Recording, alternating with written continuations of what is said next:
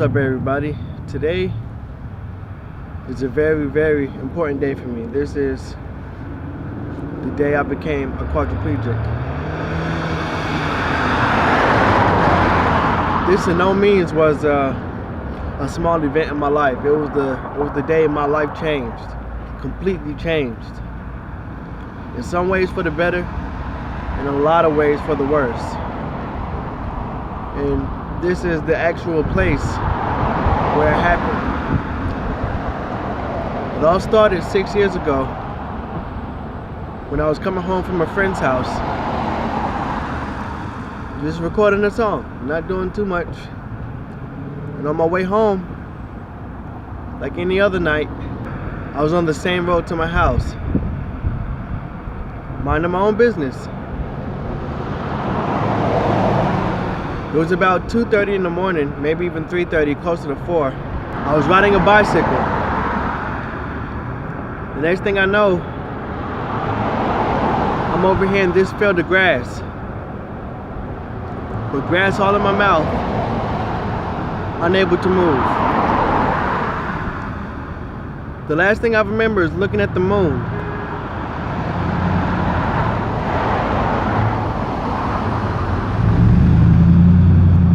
I remember thinking how clear the night was and how bright the moon was. It was so bright you could see the ring around the moon.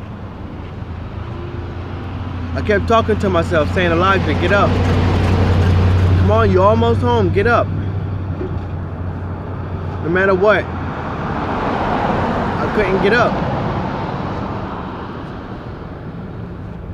The last thing I remember saying is, "God, please don't let me die out here." The last thing I wanted to do was not make it home. I didn't know what had happened to me. I just know for some reason it was cold and I couldn't move. And I really couldn't even register the fact that I couldn't feel my body. The very next thing I remember is waking up in the back of an ambulance, telling my mother I'm sorry. I didn't listen to her. I should have stayed home. After that, I woke up in the hospital where they told me I had broke my neck and that I would never be able to walk again. I came up here just to show you the reality of my life, that 6 years later, I still live in the same place. And just to leave my house, I had to pass the place where I got hurt. The place where my life changed. The place I knew my life would never be the same. And it's all because the place where I'm standing at now didn't exist. I'm gonna show you the reason why I got hurt.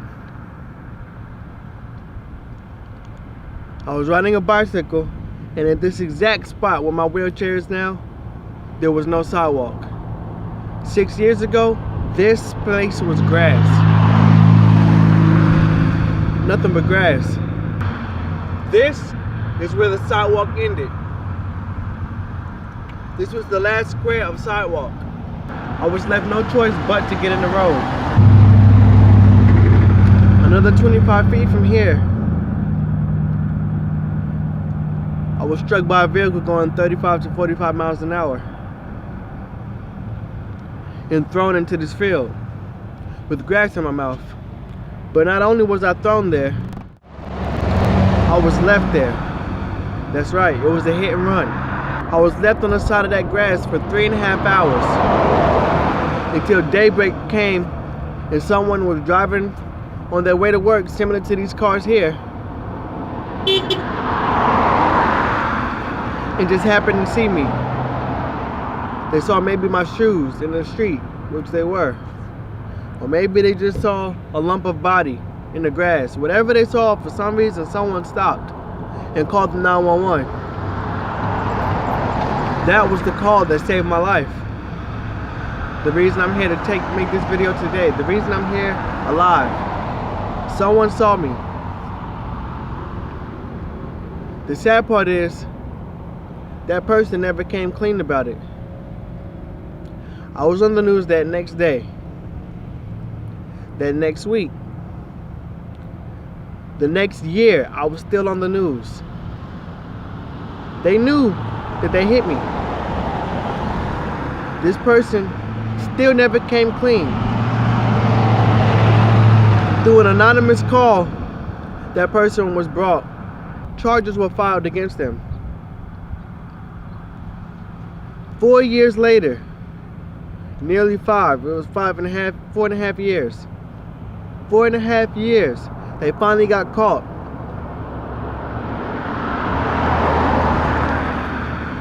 And in my mind, there's no remorse.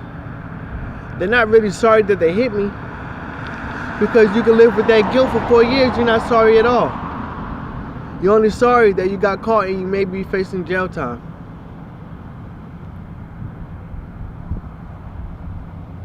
They knew that they hit me. And the very sad part is, that person has children. What if it was your child thrown and left on the side of the road for dead, and that person that hit them knew about it? How would you feel? To me, it's very unfair. This is a reality for life. I wake up to this crippled body every day. I wake up laying in the bed knowing there's a big list of things I can't do. There are things I can do, but there's a bigger list of things I can't do. I can't get up out the bed at my own free will. I can't even open my hands. I can't scratch my legs. I don't know what the hell a cold floor feels like on my feet. I forgot that feeling. Little things. And the least that person could have done, the very least, is came clean. Gave me somewhat of a peace of mind. My mother, my family.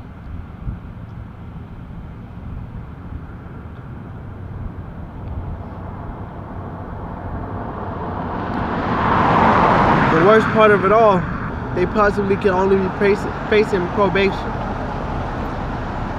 That's right, probation. Hitting a person, leaving them on the side of the road, maybe only probation. I don't think that's fair. To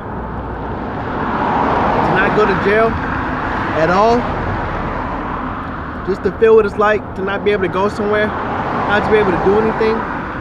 My reality every day, for some kind of time. I was stuck in my room for 4 years. I didn't go anywhere. I didn't go out. I didn't have fun. Friends slowly but surely started to disappear. I was alone. The least that person could do is submit themselves to the prison for a limited amount of time. It's not like you're gonna get life. Just to experience what the hell I went through.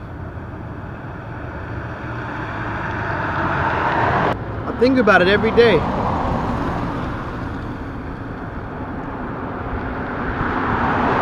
Some people say don't look back on your past.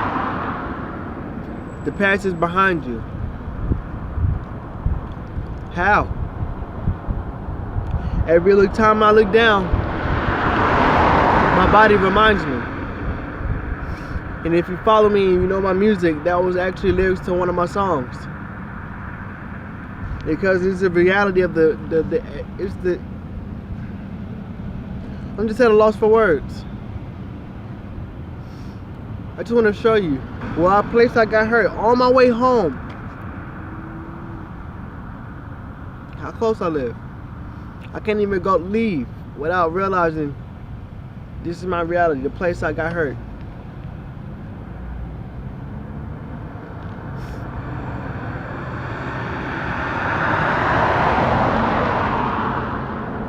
I don't have money for a handicap accessible van. So that limits my transportation even more. I have to depend on someone else to take me somewhere. And if they are able to get me in their car or not. Recreation for me doesn't really exist. I make the most fun I can at home, watching TV, YouTube. And my real escape is music. That's the only way I know how to get out of it. My imagination, the songs I can write in my head. That's the only escape I know. The only thing I want is some kind of justice.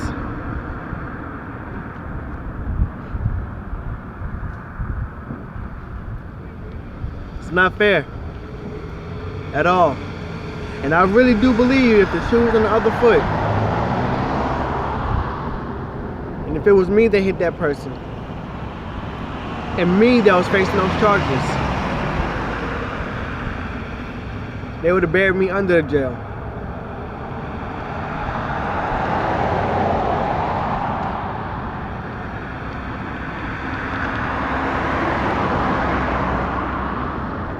Truth is, this has ate me up for 6 years, hiding my depression, making happy posts on Facebook to seem like I'm stronger than I really am. I laugh so I don't cry.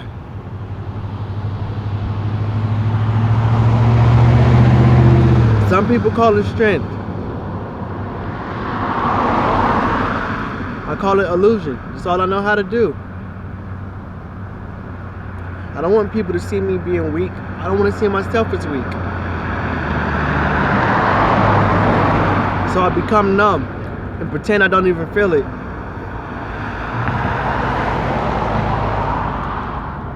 Truth to be told, that's easier said than done. To wake up every day knowing that this is going to be your life. And I'm not making excuses. I can always do more. This is not a pity party. I'm just finally being honest about everything. I've been depressed for a lot longer than anyone who around me has ever known.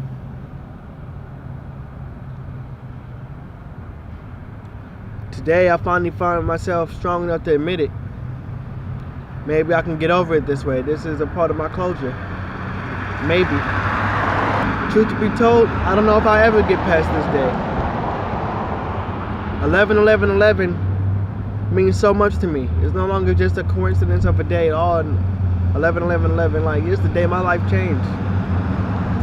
And it's the day I'm the most depressed. I'm the most introvert I've ever been. I'm more inside myself and my thoughts, being depressed more than I can ever be in any point in the year.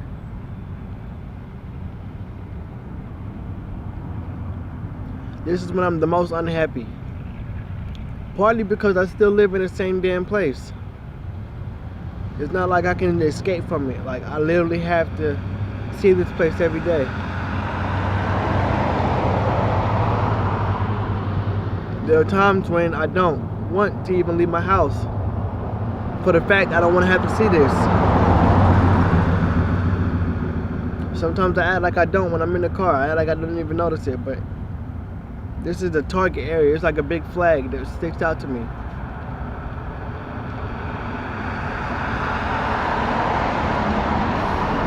I try to be strong and a lot stronger for the people around me, because I know deep down,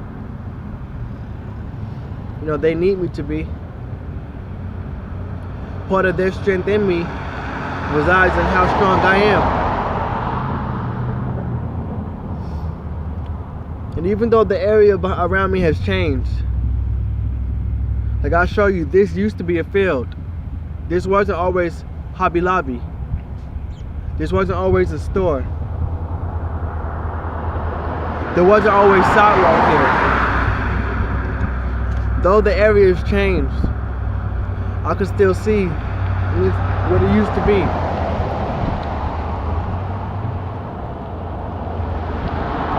This is a place I hate with the deepest part of my soul. And I just hope one day I can get past it. That one day this day won't be so depressing for me. That one day I can live a life to me that means something, that's worth it. But until then, I'll keep working for it.